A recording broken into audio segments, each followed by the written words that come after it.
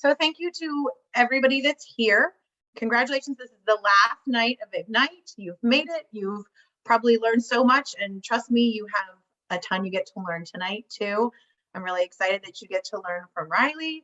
She's, one of the top executive assistants of one of the top teams. So she just has a wealth of knowledge that she's going to impart to you. But again, congratulations for being here. You took a lot of time, probably a lot of you after your day job. And a lot of you, it's a big commitment to do 3 days a week for 4 weeks. Like, you've been putting in the time. So, be proud. If you haven't thought about it already, be proud of all that you've done in the last 4 weeks. I am going to put into the chat your certificate saying that your Ignite certificate of completion. It's a editable PDF, so you can add your name to it and then print it out for yourself, display it, be proud. We got Alana to sign it ahead of time. So that is in the chat. If you are in Keller Williams Legacy and you want, to get one from us in the Market Center, you can do that too, but not until after Thanksgiving. Give us a couple of days, please. But otherwise, you can print the one that I just put into the chat. And Riley, if anybody jumps on late and misses it, you can always have them email me or Melissa, and we can get them this document as well. Okay. But thanks so much. Congratulations for being here. One more night of a lot of great stuff to learn.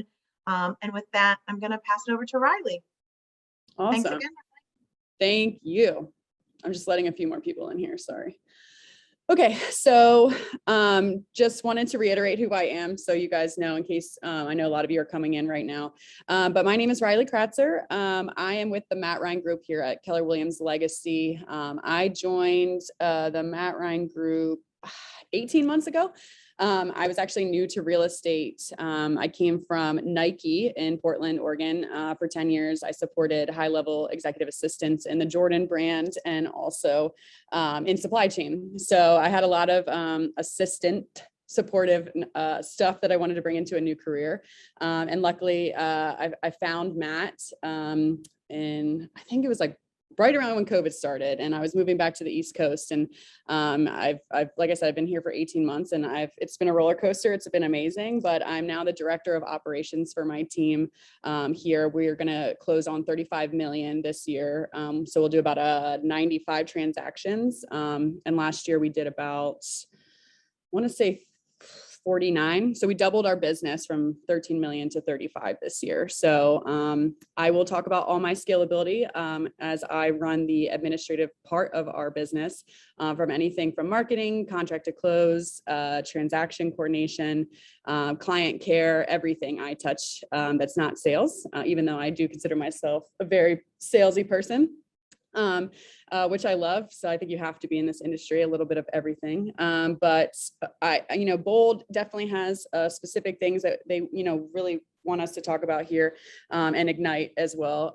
So I'm going to go off script a little bit and just show you how I do things, and how you can scale them once you guys get a few under your belt, and just some tips and tricks that I've learned through my process of how to keep your client super happy and keep the relationships with all the people throughout the contracts to close process. So, but I did want to kind of figure out from the group, I know lead gen is really important to you guys, and they did want to put about a 15 to 25 minute buffer in there. So I'd love to see like who wants to do what. So if you want to raise your hand right now in the chat to see if you want to do it before, like right now, or if we want to wait until the end. So if you want to lead gen now for 20 minutes, can you raise your hand in the chat? And if there's less people that want to do it at the end, we'll do it at the end, but I want to leave it in your court. So could you guys raise your hand? I think it's like the little hand button if you would like to lead gen now.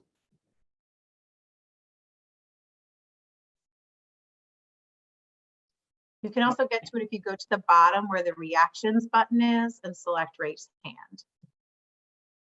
Okay, so it looks like a majority would like to just kind of hop right in. So with that being said, I'm just gonna try and go through this as quickly as possible so you guys have enough time at the end. I'll stop halfway through once we get through our timelines, and kind of really reiterate and talk about what might go wrong through the process, but I like to at least start with what the timeline really truly looks like. We are really buyer heavy, so I'll probably speak in a lot of buyer terminology, but we'll also talk about sellers as well. So I'll share my screen. We all good there? Perfect. Okay, so talking about negotiating contracts today, transaction management, closing, vendor management, and the compliance and risk management. So all super important. Once that lovely offer has been accepted, the real work begins. I always laugh because, everyone feels like it's so hard to get there, but really it's about managing all of the other parts of this process to make sure that you get that commission check at the end. Whether it's someone on your team doing it or you doing it at the beginning, it really is such an important part. And there's so many things that can go wrong, but we're going to just make sure that we're going to be proactive in getting things right the first time and hopefully eliminating some of those issues that might arise. Sorry, I'm just letting more people in here. All right, can you guys, hoping that second slide has come up. Yes. Anybody? Okay. Okay. So what Ignite has done for us is create a little bit of an activity to start with. So really we'll speak in buyer terminology first. And building a buyer timeline. So this is literally from executing a contract. So you've gotten both parties to ratify, you're all under agreement, we are good to go, and starting the contract to close process. So this is a really high level view of what that process and timeline looks like from a buying perspective. But what the activity I'd love to start with is, I think you have it in your books, I can't remember what page, but there's a little space there for creating a timeline for yourself.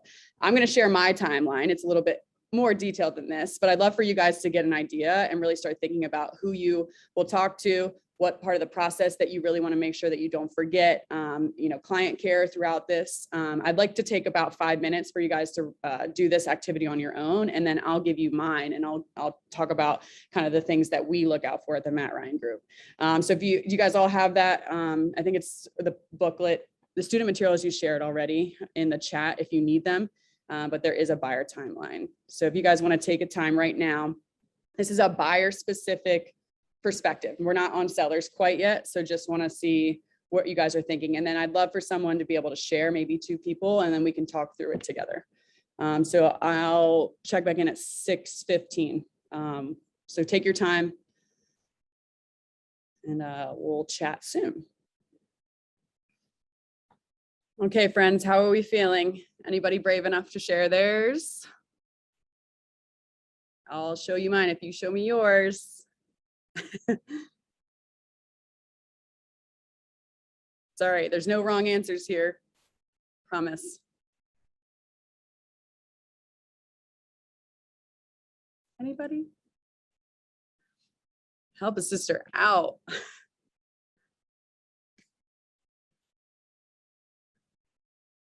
Okay, I'll just show mine then.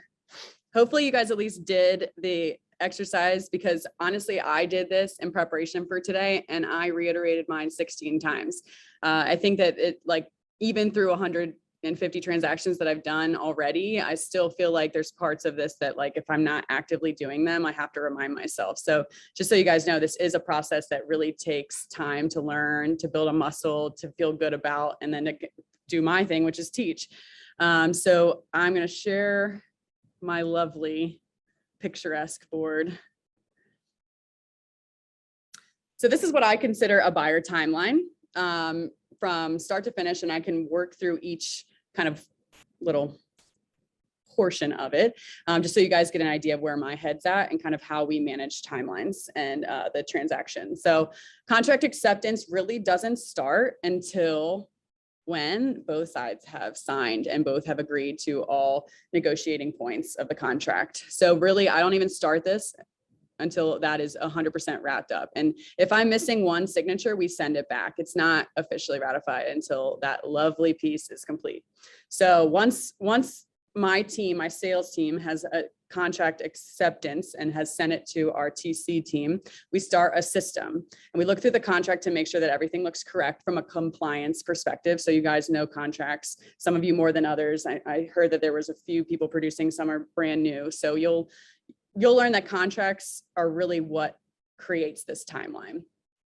So through the contract, we'll look at it and we'll say, okay, just high level, this contract is as is, it's conventional financing and has a HOA. So those are some pretty important things that we have to call out right away. We have to understand what the contract is telling us, because it differentiates the checklist that you'll use for contract to close. So a lot of you, I'm sure, if you haven't seen, there's, cash is king. So if you have a cash deal, it's very different from a checklist perspective and contract to close than it is for conventional or FHA or VA financing. All are amazing. They all have their ups and downs, but just they actually have very different ways to keep track of them throughout the process. So that's really important that you understand all of these things up front. My team has a specific checklist that I have created for each individual financing. So if it's a cash offer, we do things very differently because there's no lender, there's no appraisal. So a lot of this stuff gets thrown out the window and it's a very different timeline. So I just wanted to kind of call that out. And guys, if you have questions, please feel free to ask. I know I go pretty quick because I love this stuff. So feel free to stop me at any point if I'm unclear. But, finishing up with cash, we're only working with title at that point, no lender, and just kind of working with the co-listing side to make sure that we're getting this deal done. So a lot of these other, things get thrown out the window. Now, if we're talking conventional VA or FHA financing, this gets a little longer and there's much more things that we have to keep track of. It looks like someone raised their hand. Did you want to chat? No? Okay. Feel a little crazy. I'm talking to nobody. Okay, anyway, so I'll go back to the, where was I? Financing? FHA, VA, and conventional financing have more parts of the puzzle, like the appraisal, that need to make sure that they go through that need a 30-day close. Cash is different because title work only takes about 2 weeks. So that's a very different timeline for your buyer and an expectation that you need to set with both sides when you're putting a contract under acceptance. So my team, regardless of any financing, we send introductory emails out. And that's a few, we send about 4 emails once we get an accepted contract because there's so many timelines that you're now responsible for. So we send a congratulations email because I think it's so important. You got into this point as a first-time home buyer. We're so happy for you. We're so excited that we're a part of the process. It's a templated email that anybody on my team could send, but something that reflects who you are. And also, shows that this is super exciting because it is. They've gotten to a point, they've made a huge life decision and we're a part of the process. So we're just congratulating them and then we're calling out certain timelines of the transaction. So inspection deadlines, when the appraisal deadline is, a financing deadline, a closing date. All of those things are called out in an email that's really easy to read so that not only are we held accountable for our timelines, they also know when timelines are happening. Because guess what? They matter and they will want to know. So you can always say, oh, I sent that in an email. It kind of helps you put the accountability back on that buyer also in case, for whatever reason, they're like, that's not what you said on the phone, but I emailed you. Email is king, guys. I'm telling you, it will save your butt 1,000 times over. I'm sure anything you say on the phone will be used against you, but email is true.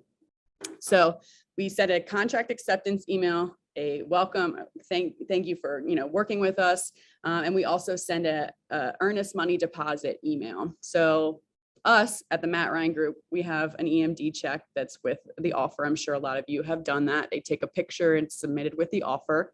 Now it actually has to be submitted to our title company. We use a title company for all of our EMD checks and their verification. They hold it, but Keller Williams Legacy also holds EMD checks. So you guys might be, putting it in our office or your market center. I know this is more than just Keller Williams Legacy, but you need someone to hold that EMD check.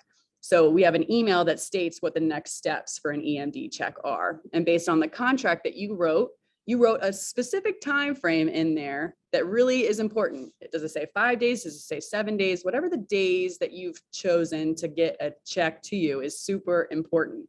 So if it says 5 days, then in our email, we'll say you have 5 days from contract acceptance to get this EMD check over to said title company, said market center, whoever it really needs to go to. There needs to be verification of it, which then comes back to the escrow agreement being signed. So that is that email needs to go out the second that it's accepted. So it's so important that that is written down and there's written instructions on what the next steps are, because that is a big part. And when I say big, I mean big part of a contract to close process. It'll come back and bite you in the butt. And we can talk about that later of why things might not go your way if you don't do these certain things. So I'm going to start with the proactive, but we'll get back to some of these why they need to happen. So contract EMD, that's the email that we also send. And then we send the inspection email. So once you know that that contract has been accepted, the next natural step is scheduling inspections.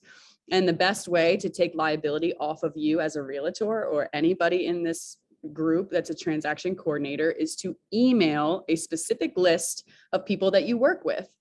And you say, so we work with Lodestar, we work with Gold Key. We have a few inspectors that we like to use and, give our lovely clients, the opportunity to work with them as well. So I send an email saying, we've worked with these people in the past.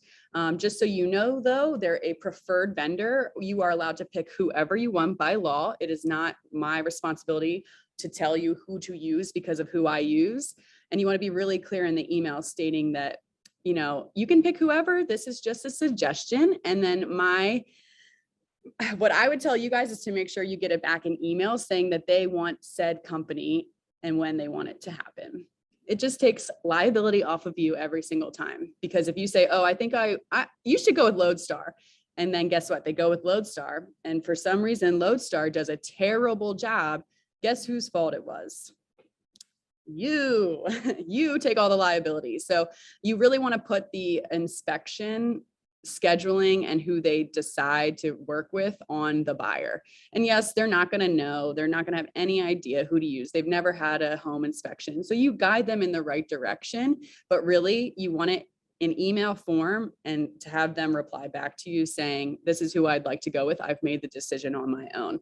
I know it sounds silly if you guys are only doing 1 or 2 transactions, but trust me, when you scale, this is a really big part of the piece that you would want to not take liability for. And it's really helpful. And then you save it in your email and it's all good. So just a little tidbit. Those are the 3 most important emails that we send out in the beginning. Then of course we move on to the inspection part. Of course, if you have as is with no right to terminate, you're probably not setting up inspections, but for all of the other normal seller markets, not last year, but normally we have regular property inspections or as is with the right to terminate. So that means that you can get in there and have a general inspection for any reason. We schedule them for our clients, make sure that the realtor's there the last hour or so to walk through what the inspector has found. And they manage that through the time frame of when the contract acceptance and deadline is. So if they have as is with 7 days, that contract acceptance date really determines all of your timelines, your EMD check timelines, your inspection timelines, your appraisal timelines. It's really, you have to do everything from contract acceptance date. And that'll be on page 10 of the residential contract of sale, once the seller's all signed and all done. So schedule inspections happen. As the realtor, you attend the inspection. And then I think what we forget is the negotiation of inspections. So, once that inspection has been sent over or the client has decided to move forward, or if it's a regular property inspection and they want to negotiate, this is really where it comes down to you as the realtor working, your magic, your sales magic that I don't have, to get your clients what they need. But remember, you're on a time frame here. So once you, go back and forth, you have about a day or so to really, come to an agreement of if you're moving forward or you come to an agreement of negotiation. So whether it's a credit back or whether it's, change in terms on price, whatever it is, you want to make sure it's within a day or so of that timeline, just so that you have the opportunity to back out if your buyer and the seller can't come to an agreement.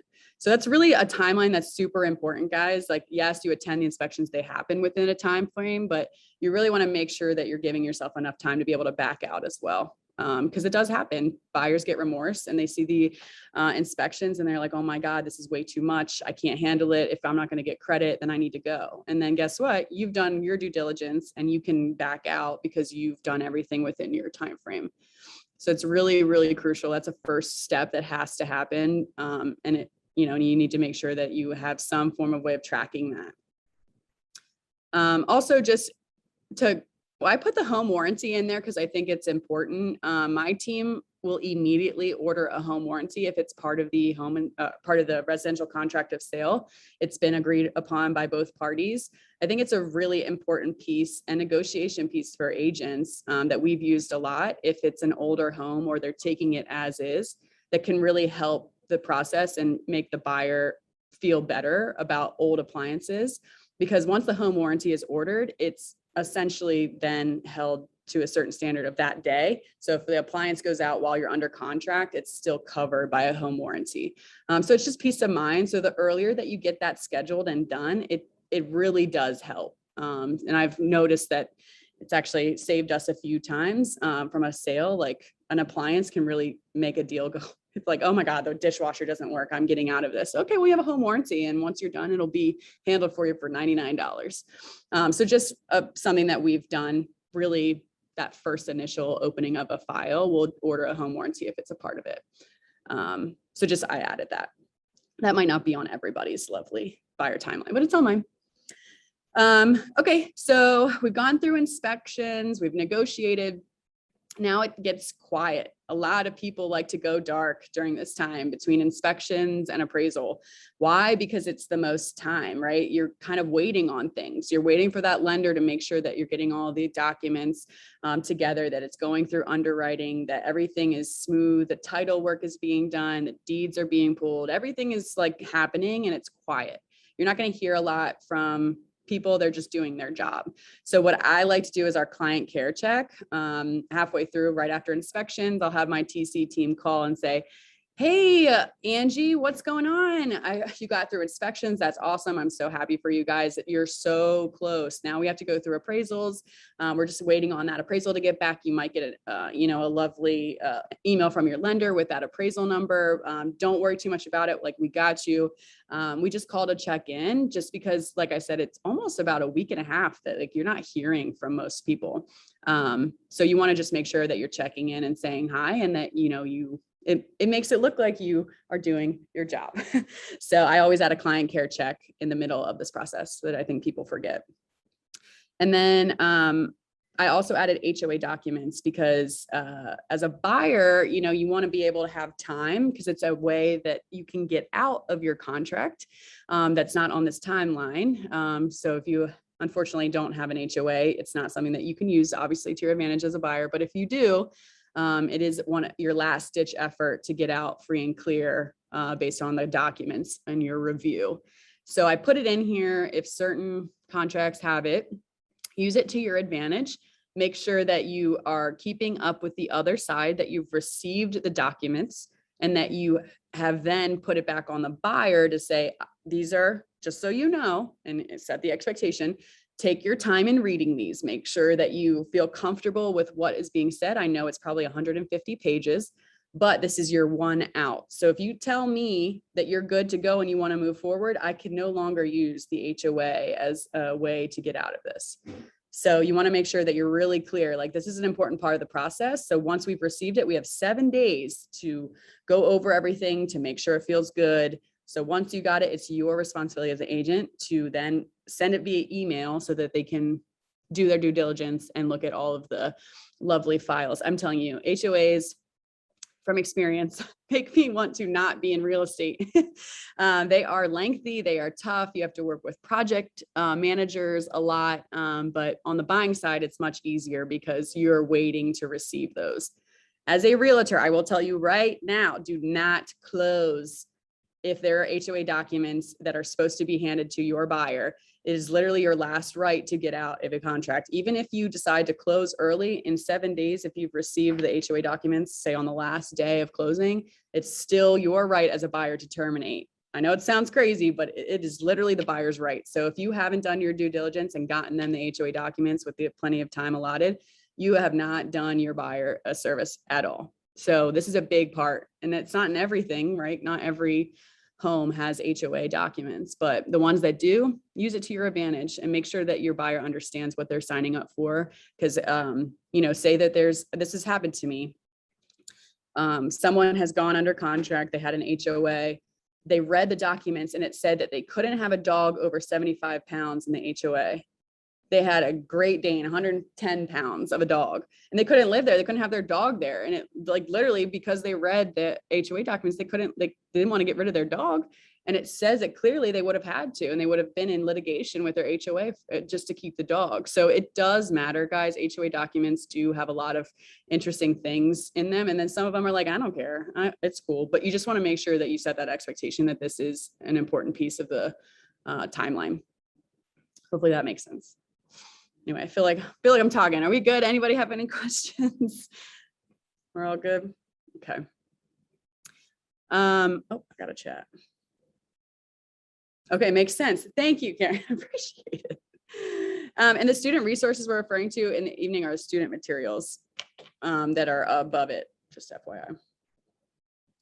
Okay. All right, now, once we've done all of our due diligence of client care checked in about HOA documents, it's really about the appraisal. And on the buying side, hopefully you're working with a lender that you like and trust. We can talk about that later, but really it's not your privileged information as a realtor to get the appraisal first, especially if you're working with someone like Quicken Loans, if you're working with Wells Fargo. Any of those people don't know you from anybody else. So they're going to send who they're getting money from, which is the client, the appraisal. So you really want to make sure that you're keeping track of that. If it's been ordered, when it's been scheduled, and also when it's due back by, because you don't want your client to get an appraisal back and have it for a day and not understand it. Because I don't know if you've ever seen an appraisal document, but it's the hardest thing to read. I read them all the time and I still have to squint my eyes to see where the actual number is. And can you imagine a first-time home buyer trying to read this document? They see 17 different comps that were pulled and they're like, what's my actual home worth? So you want to get ahead of that, and you want to make sure that they add you to any appraisal update. From a lender perspective, say, hey, I really, I'm checking in on this. Can I have it? I want to call my client. Are we good? So really get on the lender about that appraisal piece because it's so important. I don't know if anyone's had any issues with that, but we have had multiple issues with that. No one likes to share with the realtor, but we try and be proactive and just reach out first. So, and plus it just makes us look bad because then they're like, well, I've had this for 3 days. You didn't know about it. It's like, oh gosh, I wish I did know about it, but sometimes they just don't want to tell me. So yeah, just try and track that as best as you can, especially once it's been scheduled. It takes about 2 or 3 days to get back, depending on who the actual lender is. And then I put in rent back here because this has been a struggle for my team. I think that they forget about it, unfortunately. But if there is a rent back as a part of the contract of sale, it's so important that you're getting an updated PITI, which is, the monthly mortgage rate of the new homeowner. Hold on, I'm admitting another person. And that really is determining what they owe the buyer. That then becomes the owner. So you want to make sure that that's updated. And the only way that you really know that is through the lender, because they're going to figure out that mortgage payment. So they have to add that. And once that's because it all says PITI in the rent back, and it says TBD on a lot of the scheduling, and the security deposit is on there as well. They become a landlord. So you want to make sure that you understand the entire rent back process, and that it needs to be updated before you go to final settlement, because it's part of the line item of an ALTA. So it's really, really important if there's a rent back that you're making sure that you're up to date with your lender on all of those pieces. And they usually have that right around when the appraisals due, because they've done all of their underwriting and clear to close and all that stuff. So I put that in there because I think it's important. A lot of people have rent backs these days in the seller's market. So don't forget that. And then, of course, if there's an appraisal negotiation on your lovely financing contingency addendums, it states how many days you have with an appraisal I don't know if we remember that. We all fill it in 2 days, 1 day, 3 days. We do 3 days for just to help us buffer. But at the end of those financing contingency agreements, it says that you have 3 days with an appraisal. Once you receive it, that you have to share it with the other side. So unfortunately, appraisals don't come in sufficient all the time. They're 10 off, they're 5 off, they're 20 off. God forbid, I hope they're not 20 off, but they come in and they're very different numbers. And that's your time to negotiate. But you are on a timeline for negotiations. So if it's 3 days, okay, you've sent it over to the other side. They then have 3 days, if that's what you put in your contract. And then you have another 3 days, or if it's 1 day or 2 day. But you have to make sure that you're managing that time frame, because guess what? If at any point you don't respond, it becomes true. And then it becomes something that your buyer has to owe. So it's really important. You as a realtor obviously are negotiating that appraisal to the best of your abilities and keeping track of that timeline for the contingency financing. For the financing contingency, I'm saying things backwards. It's very late at night for me. I'm like ready to go to bed. Anyway, okay, so you're negotiated your appraisal, and then we usually get an email from our lender that we've been clear to close. Everything has gone smoothly. Everything is perfect. You know, we've gotten the green light.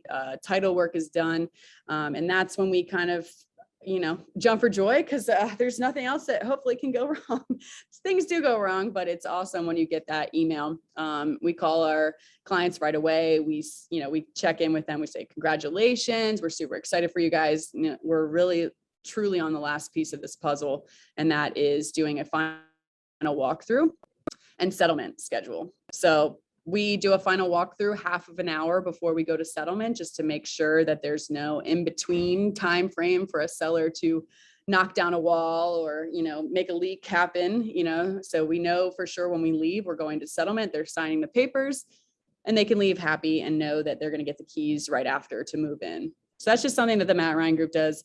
I'm sure you guys can come up with a system that works for you, but we do it about 10 o'clock, usually on Fridays. And then we go right at 11 o'clock to our title company and settle.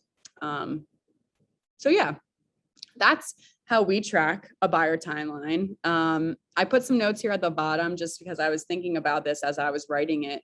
And if you guys are newer and you're trying to figure out your scalability and like what you want to do, getting into good habits from the beginning. I mean, really, where are you keeping your documents?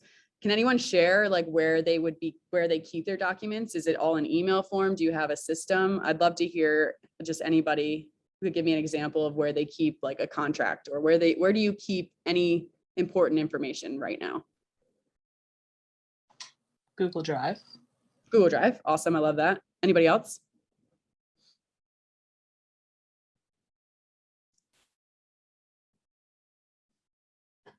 Okay.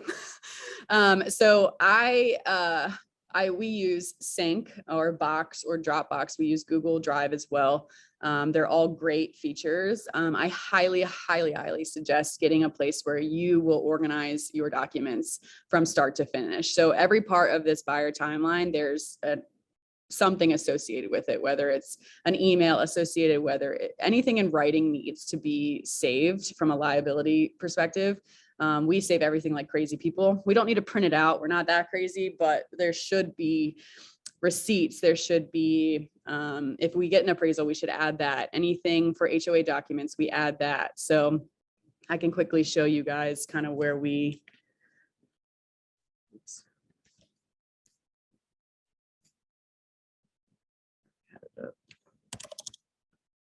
we use Sync. And as you can see, our current pendings, we have all of our current pendings in a folder. And we have our disclosures, our updated PINs, accepted contract, anything under the sun related to this specific file, this address, we keep record of. And I say this because it's so important. We've been burned so many times with once people have closed and they're like, well, you never gave me a receipt for this, or I never got assigned whatever, I never got paid, or whatever it is. I'm telling you, you're going to want to keep it. So the more organized you can be at the beginning of the process, we like to, not by name because names are hard to remember, but everybody in real estate remembers the address. So we just like to organize by address.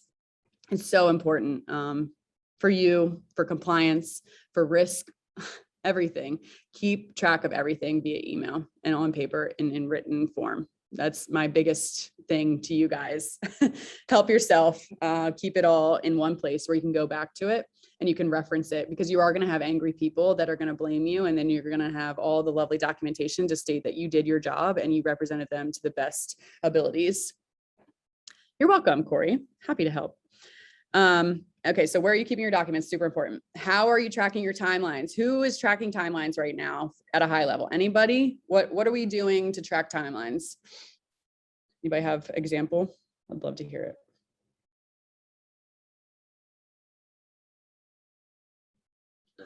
I'd love to hear an example too, because I'm new and I haven't done this yet. Yes. Okay. I'm happy to share too. I just am like, I don't want to assume that you guys are doing anything. I don't want to, happy to just keep giving my examples if that's what you guys want, but just if anyone's having success, I'd love to hear it. Okay, some of you haven't done transactions yet. Okay, that's totally fine. I can continue giving my examples and hopefully that helps give you an idea, because that's really truly what masterminding and learning is like taking an idea and making it your own.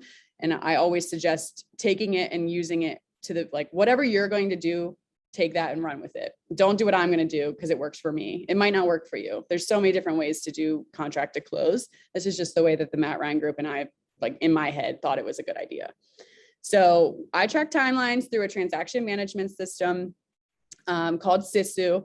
I can show you a high level view of it, but Command also does a really awesome job. They kind of stole the idea of Command and Trello. For those of you who use transaction management in any capacity, Trello is awesome, but really, let's see if I can bring this up for you guys.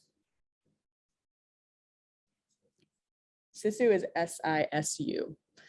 So I've created this lovely board. We have our listing side, which is pre-listing, listing live on MLS, under contract for listing, and then closed. So there's certain parts of the transaction that I track. There's checklists under each individual little board here. But any way that you can really track your timelines is going to be really crucial to help you figure out when you need to check in with your clients and your lenders and your title companies.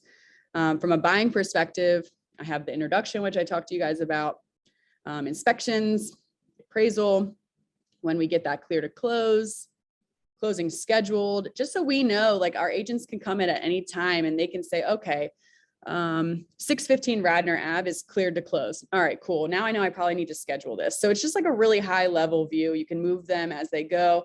My checklist for each individual contract will show up. So if it's a cash, like I was talking about, if it's a VA, if it's FHA, it'll all be different based on what the financing is. So that really, helps with the time frames and keeping everybody up to date, because there are different checklists, different time frames for all of those. No contract is ever the same.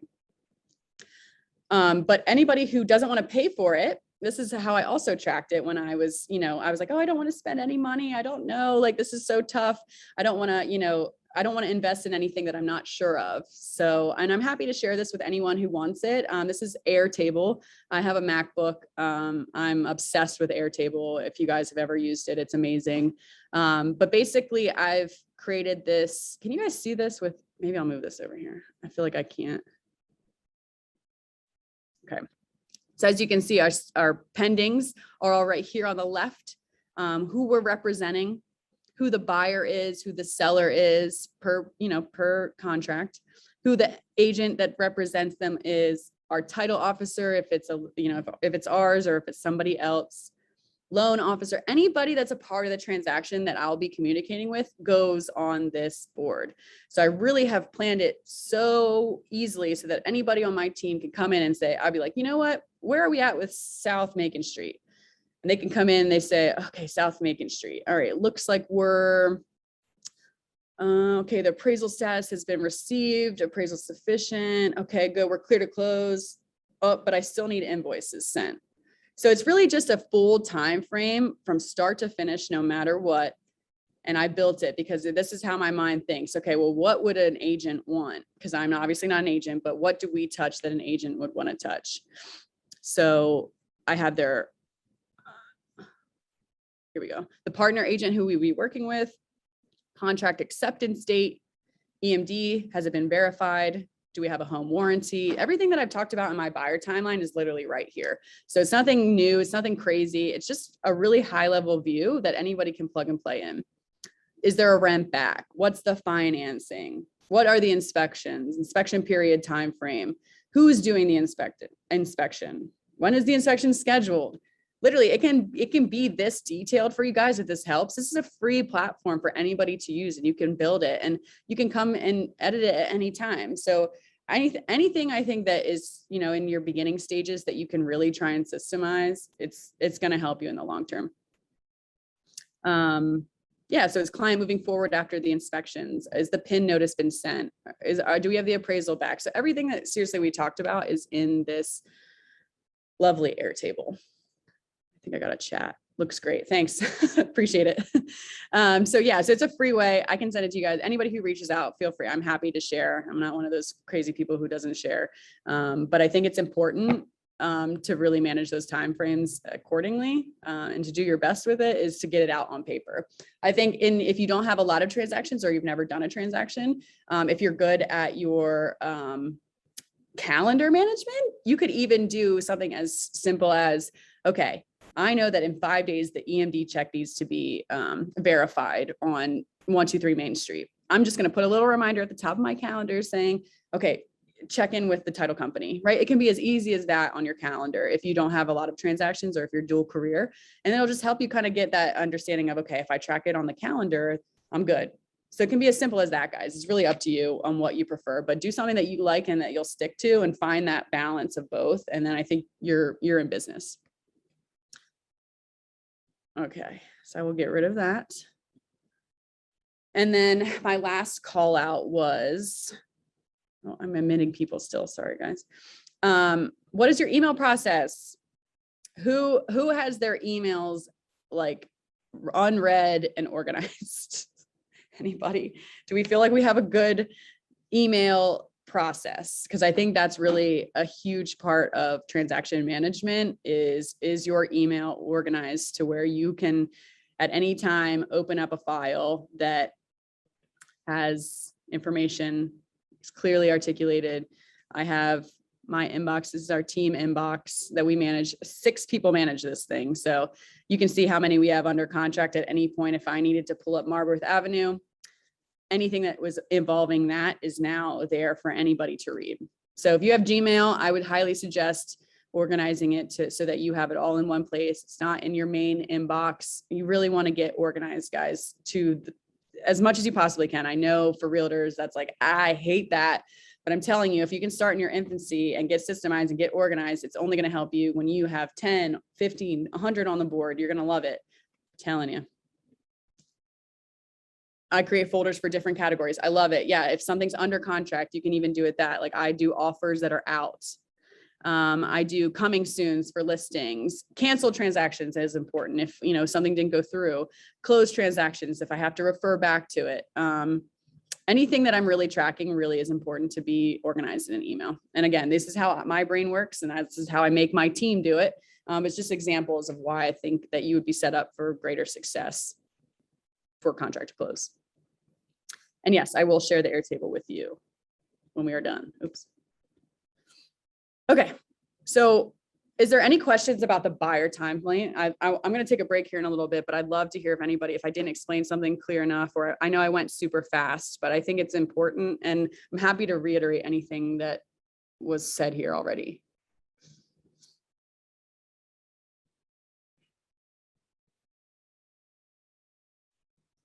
All right. Okay.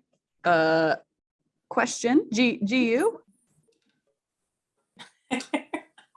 Oh, whoops, sorry. Hey, it's Chris. I had a question just about your preference for Sisu versus Trello versus Airtable.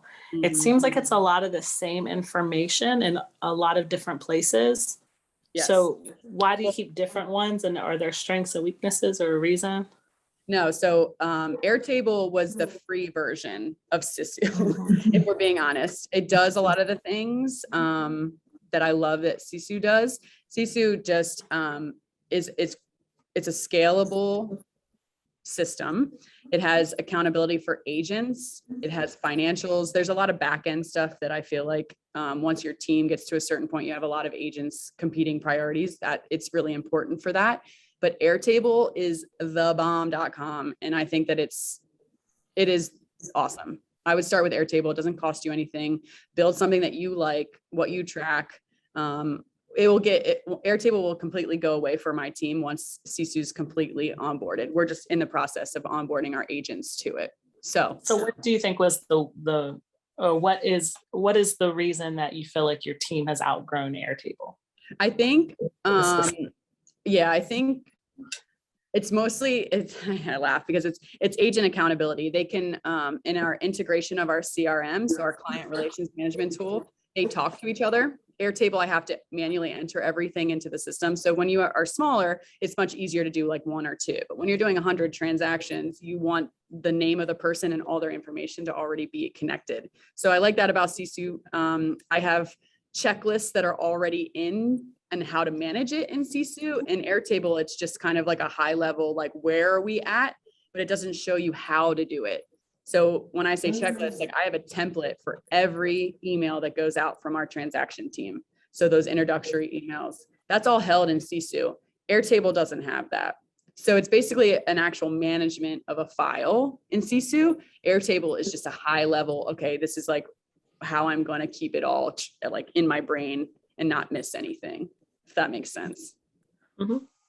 But Sisu will set appointment reminders for you. It'll show you how many contacts you've made from like if you have 100 calls, it'll connect your Mojo dialer with it. It's really an agent tool that is awesome with transaction management. But again, I would never have paid for that a year ago with Matt and I.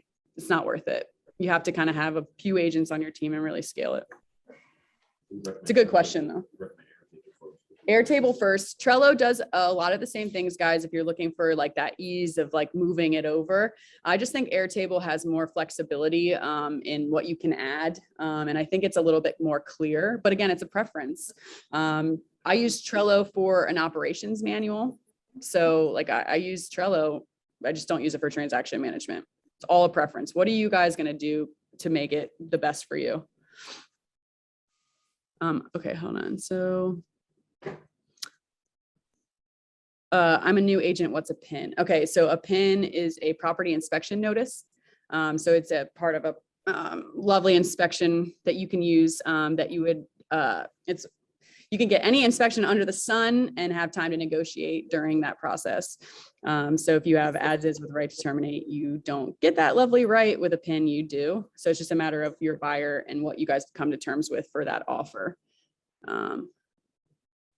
Thank you. Would you consider command a sufficient way to keep documents, or should they be somewhere else also? Oh, man, what should I say? The correct answer would be yes. I would consider command a sufficient way to keep documents, but I also, for your like peace of mind and knowing that it's not going to go anywhere, like if you do get crazy and move brokerages, it's just nice to have it follow you with your email account or your documents. They're always going to follow you with a Dropbox or a sync or a box. Any of those will go with you. Just, you're a realtor at the end of the day. No matter what brokerage represents you, you would want to make sure you can control your controllables. And that's one of those things. So yes and no, it'll do your job, but I would say twice is nice. Is Airtable for Apple users? Yes. It's a Mac. I think you can download it on your, if you have an iPhone, I think you can make it work. I'm not sure actually. It's a great question. I will go on break and I will get back to you on that one. But I'm pretty sure you can use it at any capacity with Microsoft, but I'll double check. And yes, I will share the Airtable. I have an Android. Okay, yeah, let me double check on that, guys. I'm not 100% sure. That's a great question. I don't know anything about Salesforce, Maritza. I'm so sorry. If we want to talk about CRMs, I think it's the one that you're going to use and the one that you like. I had a conversation earlier today about this. It's really, does it make sense for your business? If you don't want to spend money, Command will do what it needs to do. You just want to make sure that you're keeping up to date with it, that you have it clean, that you have tags. If you have follow-up campaigns, that you're keeping up with those as well. Any CRM that you want to use and you like, you will use it. Don't go buying a CRM that does all these things that you're not ready for. Really understand why you're buying it and what it does for your business. So it took me probably a month to research a CRM that made sense for us. And was it financially conducive to what we wanted to pay? So there's a lot of things that go into that, but it is a huge foundational part of your business. And they don't necessarily do contract to close. So a lot of them will just be a management for your clients and a follow-up and all that fun stuff. But really, no one program does amazing things together. So they won't manage a transaction and be a great follow-up CRM, or you'll pay $2,000 to $2,500 for them. So just remember, what you like, you'll use, and then go and run with it. I'm glad that Salesforce works though. That's awesome. Happy to hear that.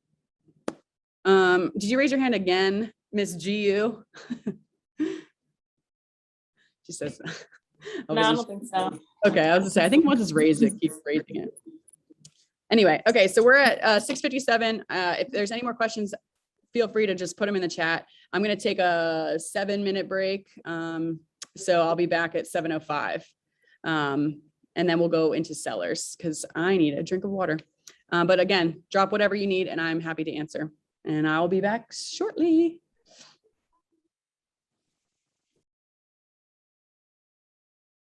All right, 7:05.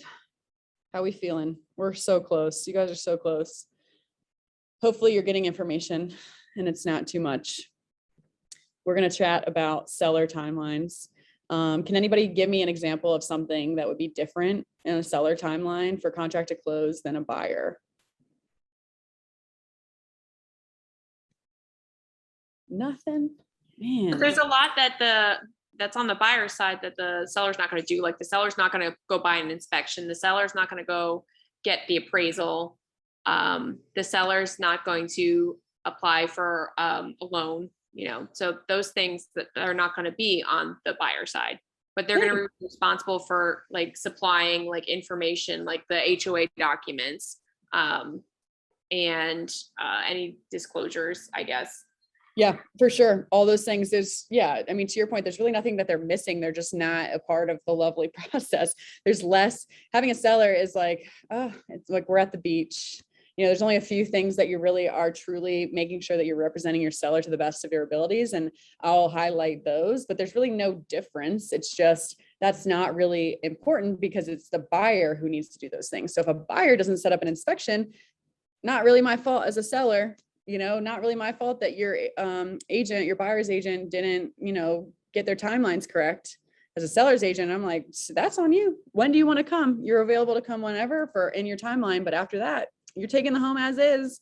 So it's just like, that's the beauty and power about knowing your timelines and really being able to manage those. I just did a quick, I can share it. Not only did I do a buyer, I did a seller timeline. Just some key tips and tricks for you guys. I know we talked about a home warranty on the buyer side. This is an absolute must on our team, especially if they have older appliances. We really, really try and get our sellers to buy a home warranty if the home is older in any capacity. I mean, if they bought everything brand new and it's like a really awesome listing, then it's not really a conversation we have. But we want to order a home warranty the second that they've signed listing documents. If they're going to, list in a few weeks, it really protects the seller because guess what? That dishwasher, if it's old, 9 times out of 10, it goes out before you close every time. I don't know why, it's just life. And so now you have a home warranty that covers it because it starts the day that you have that contract. It's already in motion. It protects the seller. It's what, $535 to $650, I believe, is that price range. And we love to do it. And it's part of our, lovely process and bringing that to the table. Like, let's get you a home warranty just in case, and then they have it. It transfers to the buyer. It's a selling piece as well. Like our seller has bought one. There's just so many good things why a home warranty matters. And I swear I don't work for a home warranty company, but they have saved us many a times. So I put it there at the beginning. And then I get our sellers from the beginning, when listing docs are signed, I say, hey, just so you know, the second that we get an offer, we're going to need HOA documents. Like, I do not waste time. That is part of my introductory emails that I send out.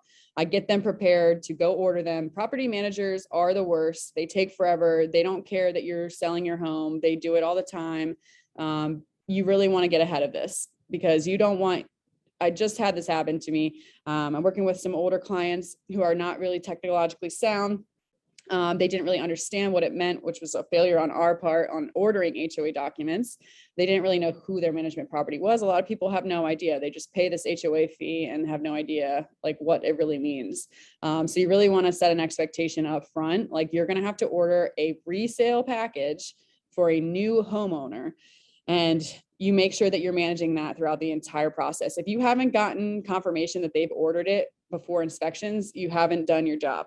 And you've done it badly, because this is a big part, if they're in an HOA, that you want to avoid at all costs if you can. So, hi, seller, please get that done for me. And then it'll be one less thing you have to worry about, and one less thing that a buyer can back out if we've given them enough time to review and they have their 7 days, and then we're good.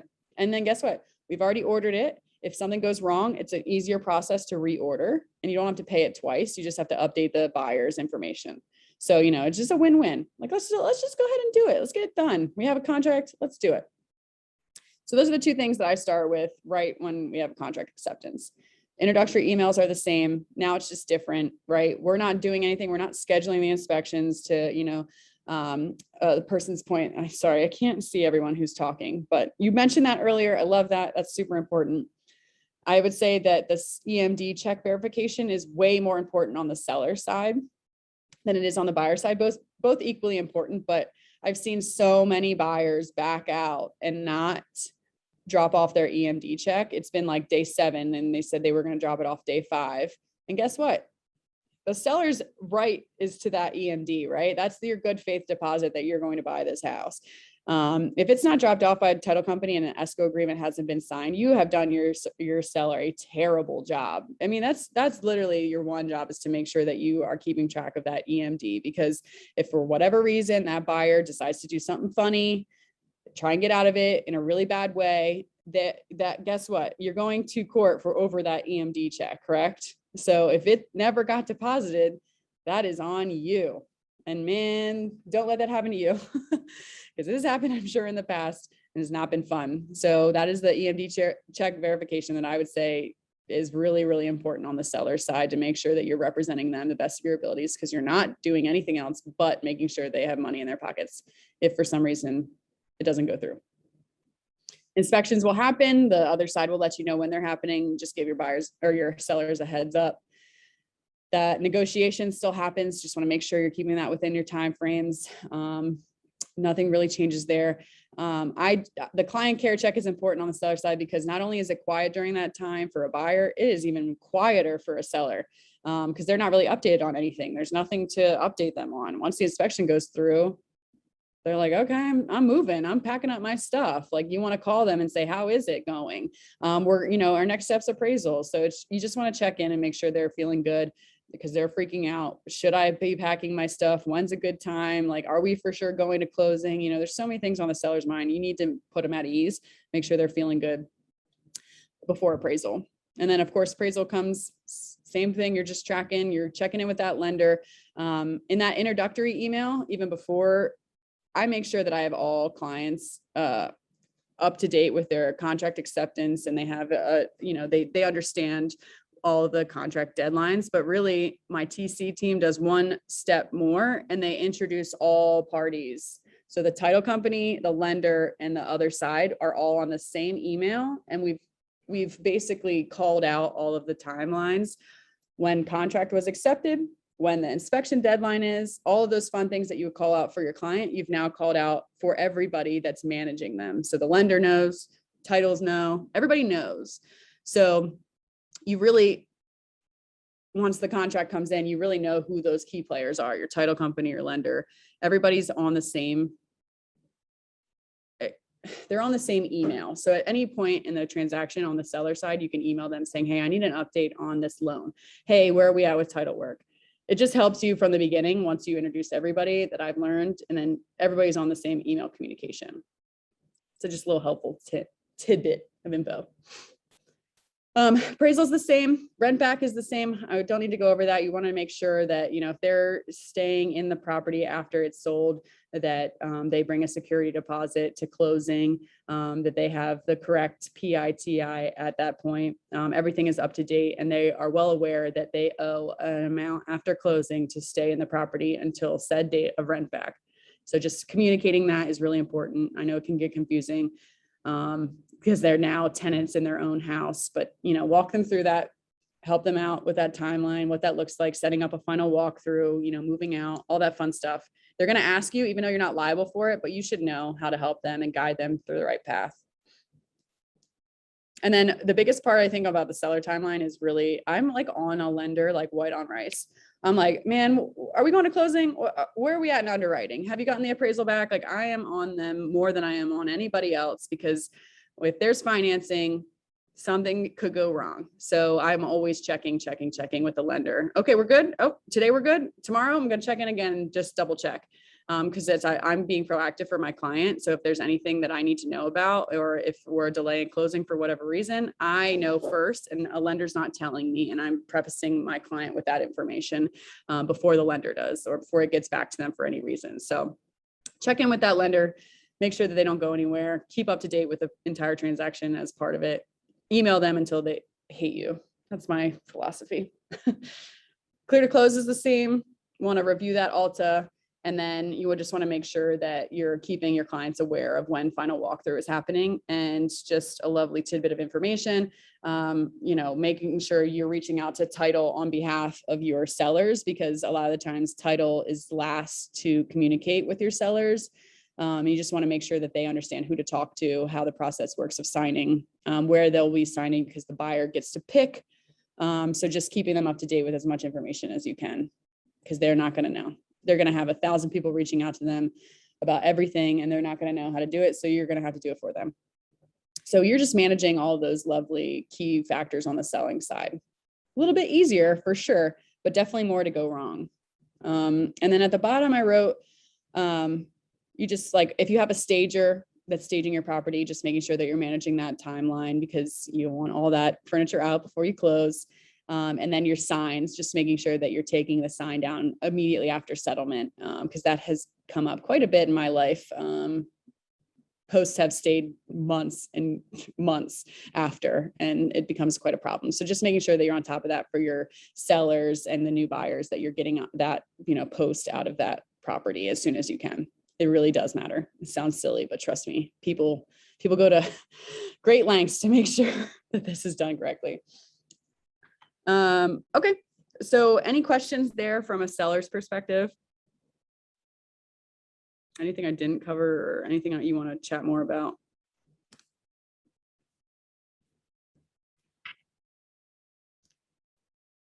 Just looking at the notes. Okay.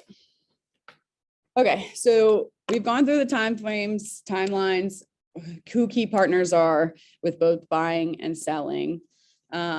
They want us to kind of talk about best practices and risk avoidance. So I'm going to ask the group, I hope some people want to participate, but where is the deal at risk of falling apart on any side? Who has an idea, or have an example that they can chat about on maybe what went wrong in a transaction that they've had? I mean, I think one of the biggest things, one of the biggest places that a deal could fall through is actually at closing. Like if something goes wrong with the walkthrough, or if not all the documentation's there, or the finances aren't done correctly, that's the worst place I think for it to fall through. Actually, it's funny. I think it's the best. I feel like I can come back from anything that happens at settlement. I feel like the biggest problems I've always had are way before settlement. So, and those are the worst part, because it's like, oh, it's like all fresh and new. We got this under contract. Bam, psych. This is what happens, you know? So actually, I feel like I can help you with those once we get to settlement, and how you can work through them, especially a final walkthrough. I have some tips and tricks for you. But what are some things previous and prior to even settlement? Like what can go wrong day one? Has anybody had anything go wrong day one? I certainly have.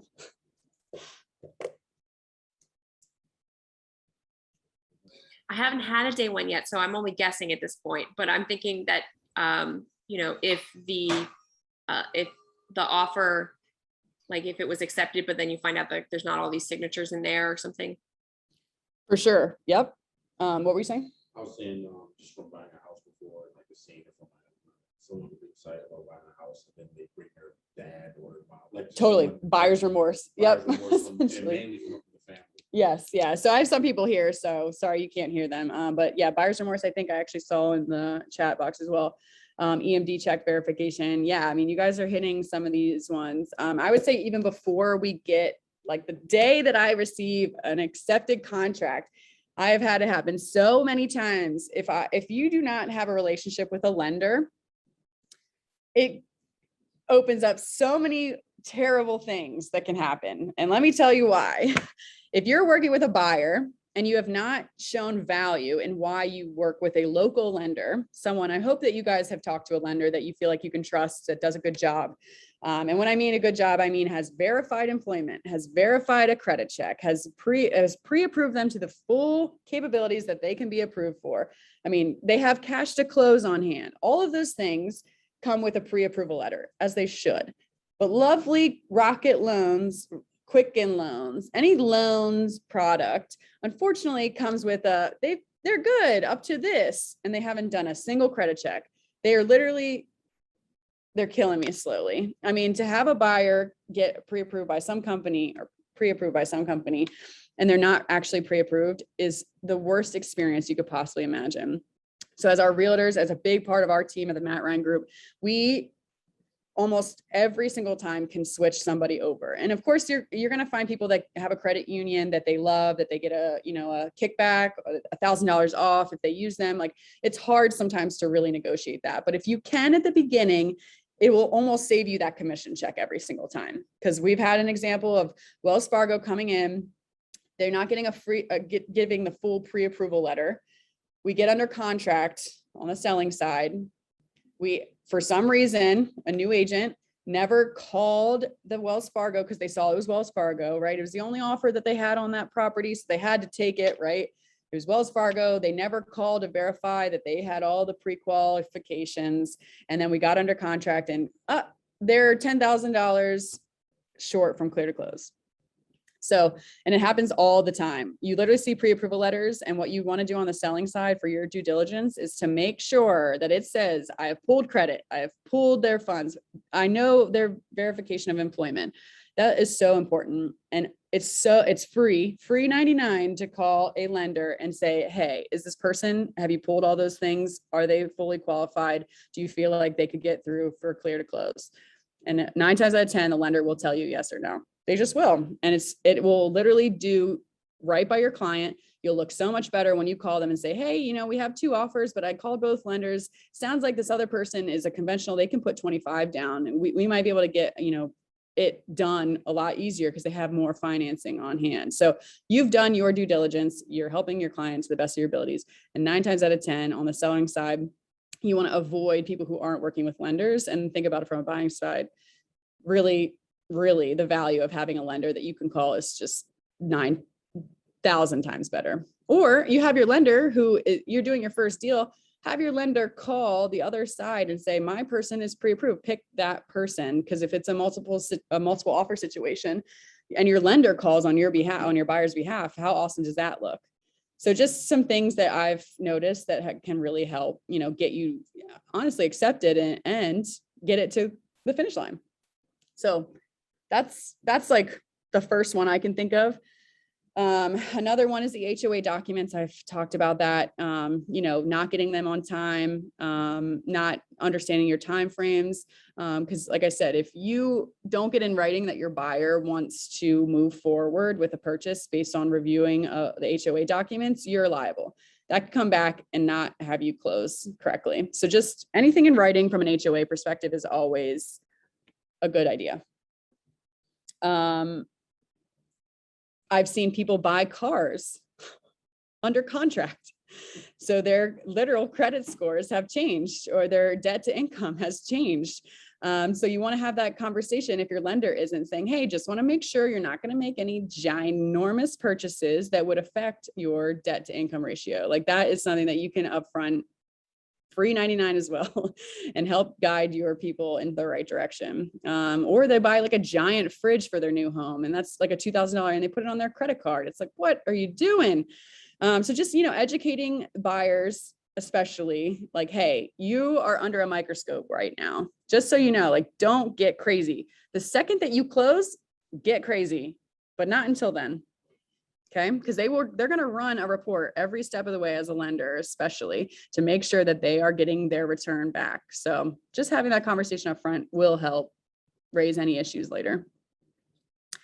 Also, back to the HOA documents, if you don't give all that information to your title company as well, like, because they need to know the property, they need to make sure that all of that stuff matches what has been sent. So that's their due diligence as a title company. So that could delay settlement, and it could essentially, if it's really off, if there's a special assessment in an HOA that wasn't disclosed, that could throw a wrench in all of your plans as well. So just HOA documents are a big one. You just want to make sure you take your time with that. I know I'm scaring a lot of people. I don't mean to, but it is really important. And you should definitely take your time with those and make sure everybody has all the correct information. Buyer quits job, buyer buys a new car or new furniture and does something else to jeopardize loan. Yep, those are all perfect examples that I would try and stay away from as much as possible. I have down here, what else do I have? So title companies will reach out and they have a ton of fees, in regards to surveys, and surveys have actually bit us in the butt 3 times this year. So a lot of people don't want to pay for a survey of their property, especially if it's like I live in Loch Raven. I don't have a big lot. I don't care. I'm not like, it doesn't matter. But for those of you who want a single family home who are buying it for your lot, should probably get a survey.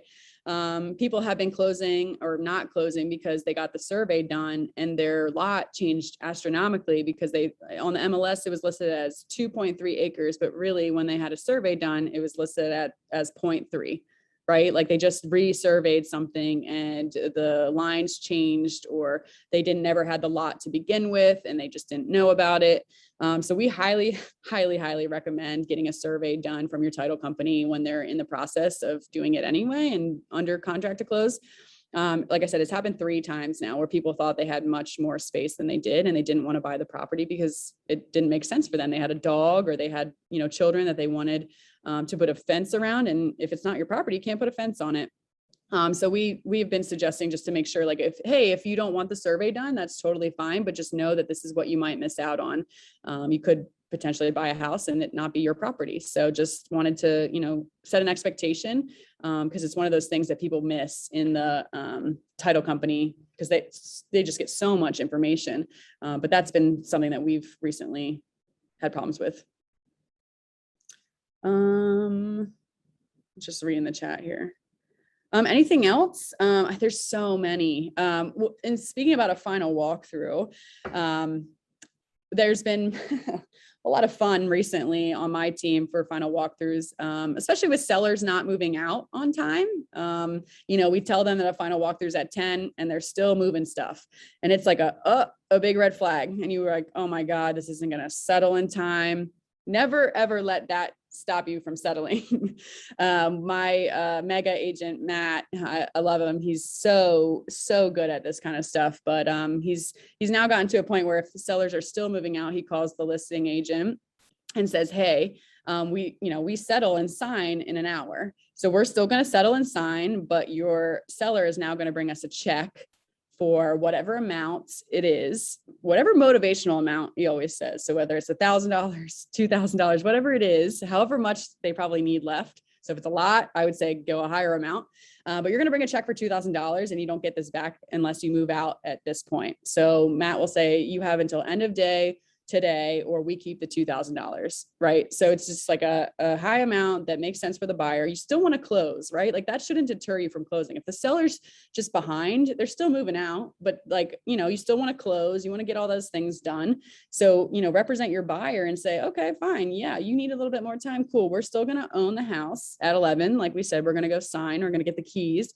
And then I'm going to bring a security deposit, and my title company is going to hold that until we're all good. And then if you're out by that time, all good, my buyer will rip up that check. And if not, then it's going home with my buyer. So you let me know what's more important, you getting out or that $2,000. It's a good motivational scheme. So just, that's happened a lot. I would advise you guys do the same. But on the seller side, if you're a listing agent and haven't checked in and they're still moving out, I would say, get on those boots, get out there and start helping to move, because we've done it before too. Like sometimes they just get behind and they need the help, or they're single, you know, parent, they're a little bit older. They haven't, just time slipped away from them. So it's like, what can you do to help that? And I would say, you know what, I'll meet you out there. Whatever you need, I'll sweat. We'll get this done today, but never delay settlement if you don't have to. That's a big thing that we've learned in our business. Hopefully that's a tidbit that'll help you for getting it to closing. I'm trying to think what else. Anything else that anybody's had that they'd like to add? Really, you know, getting under contract is amazing. And it's, you know, a lot of work, a lot of fun. But really the top things are managing those timelines, making sure that you're being proactive. It's a, you know, pendings are a lagging indicator. There's a lot of things that you can't control, but if you're proactive, you can try and manage them from a better perspective, and really set expectations with your sellers and your buyers. And really just keeping them in the loop helps so much, like so much. Don't go ghost, and don't assume that they know anything. They don't know what an appraisal, I could send them 17 emails about when an appraisal deadline is and they still won't know it. But I got to call them. I got to walk them through it. I got to keep them as a part of this process. So you might be managing it awesomely, but if they don't know it, then you haven't done your job. So as a TC side of our business, we call every week, we email every week. That's five, depending on weeks, or if it's cash, it's less. But we talk to them 10 times in total, whether it's email or calls. And our agent will come in and out during the process when they come in for negotiations. So they're almost being touched 20 times throughout the process. So just that's a standard, and we're still not even that good at it. People still have questions at the end. So we're just trying to get better each and every time. So the more that you communicate, the better off you will be. And they give you a little more grace if you get something wrong, if you admit to it. So that's what we've learned. It's all about authenticity and being organic. And there's stuff that's going to go wrong. It's just, how do you set that expectation from the beginning that it might, but we're going to get through it. I'm good at my job. I'll help you get there. We'll come up with a solution.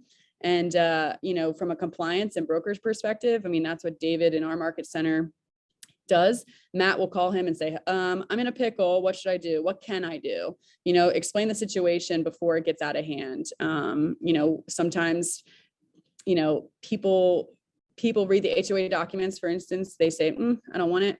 The seller's like, oh, you did this on purpose to me. And then they want to go to court and over an EMD check. Call your broker, see what the best practice is. Is it mediation? What is it? You know, like really lean on your network of people to figure out solutions. Cause that's what Matt and I do. I'll call an operations person in any market center and say, you know what, this is the craziest example I've ever heard. Can you help me? And they 9 times out of 10 can. So like relying on your network is so important in this whole process of learning, because real estate is so different. I've done 100+ transactions and every day I see something new. I'm not lying. I see something new every day.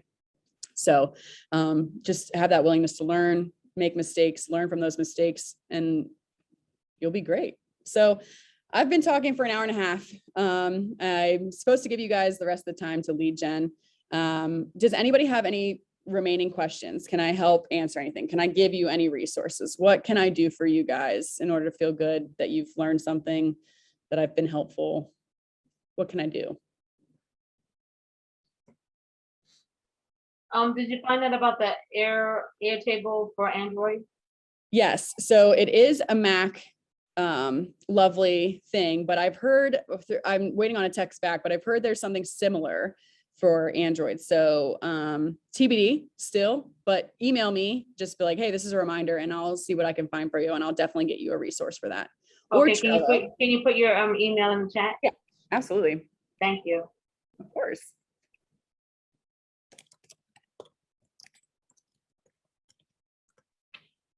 And anybody wants to email me about anything, any resource, happy to help. And here's my phone number as well.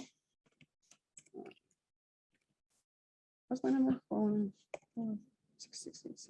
I had to think about that. I'm happy to help. I'm glad it was helpful. Yay. At least someone thought so. Yes, I've done my job. But yeah, happy to help in any way. Email, text, call, whatever. I was you all at one point only doing one transaction. I leaned on my network so heavily. I went to as many classes as I possibly could to just be so good at what, you know, I like to think I am a transaction coordinator.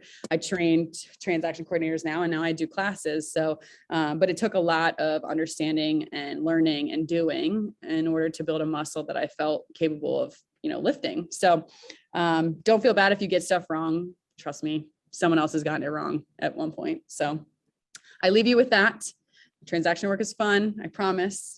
And then when you get big enough, you can hire someone to do it for you or come to a team, you know, that will do it for you as well. So good luck with anybody at any point in their journey. I wish you all of the best. Congratulations on finishing Ignite. And again, feel free to reach out if you need me.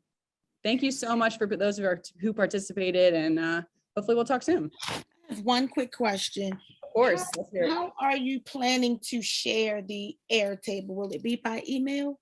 Yeah, so basically, if you send me your email, I can send it as like a link. So you just have to kind of sign up, and then you can see the board. So, and then just as a caveat, if I do share it with you, please just copy it. Don't try and change the template, or you and I will have words. But I'm happy to share. I have to figure out how to like duplicate it because I'm so like new to sharing it, but happy to give you guys access through that. So you'll get like a sign up email. Is the email in the chat sufficient? Yep. Okay. Just be like, hey, I'd love to see your Airtable, and then I'll just put anybody who reaches out to me probably tomorrow sometimes, and I'll send it out. Okay, great. Thank you. Of course, yeah. No problem. You are amazing. You are born for this. Oh God. I'm telling you, Born for this. I love your energy. I love your energy. You are. Oh, great. thank you. I'm glad. Yeah, it's been a while since I've like taught on Zoom. I wish we were all in person. I swear it's more engaging and fun. So like I said, I'm happy to help. I love it. It's my passion, getting people going. So I'm so glad you got something from it. Yes. Awesome. I love that. Thanks, Corey. Appreciate it. Thank you. Well, happy holidays, everybody. Yeah, you too. Okay. Thank you. Bye, guys.